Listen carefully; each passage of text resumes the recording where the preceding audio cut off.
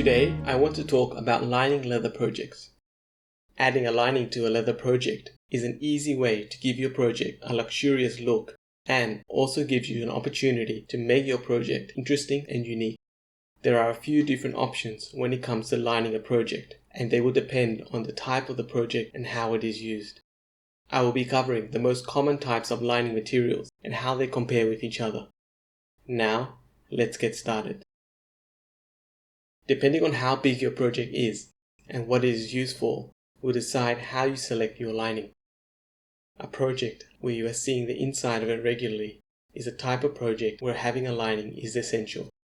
On the other hand, a small project like a card holder, where it is very unlikely you will see the flesh side of the leather, a lining will not do much. You also need to consider how the project will be used. A project that is used in a rugged scenario, like a tool bag, would not benefit from having a lining, as whatever type of lining you use will simply get damaged. The most common lining material that is used in leather projects are textiles, such as cloth and canvas. The good thing about these materials is that they are quite inexpensive and easy to work with, so they appear in most commercially made products. You can also get textiles in a wide range of bright colors and patterns, which can contrast well with the leather of your project and make it more interesting. Another good thing about textiles is that they tend to be very thin and lightweight, so when you use them with your project, will not really add any additional bulk or weight to your project. The big downside of textiles is that they are a lot weaker than the leather exterior that your project would be made out of.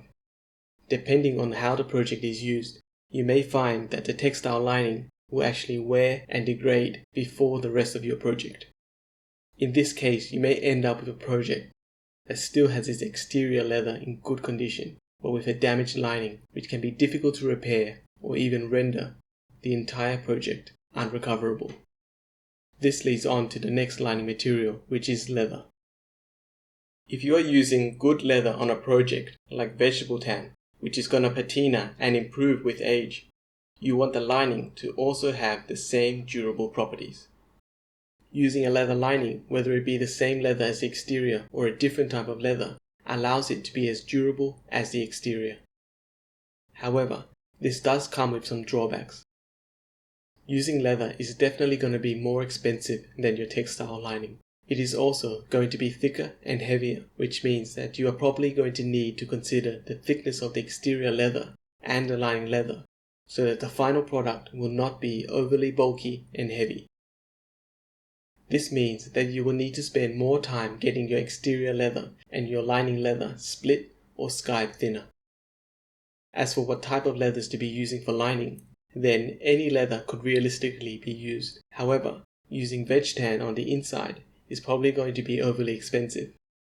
There are other cheaper leathers that you can use, such as pig leather, sheep leather, and chrome tan leathers, which will be both softer and thinner and may actually work better as a lining. Now, what if you want a durable lining material, but you don't want to have the added expense of using more leather?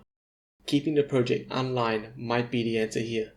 Having an unfinished flesh side on the inside of a project doesn't look great, but there are ways to make it look better. To finish the flesh side of leather, we can burnish it using burnishing gum like this Tokonol. Apply a thin layer of the gum to the flesh side. Then use a glass slicker to burnish the flesh side until you get a clean, shiny look, which is perfect for small leather goods like wallets.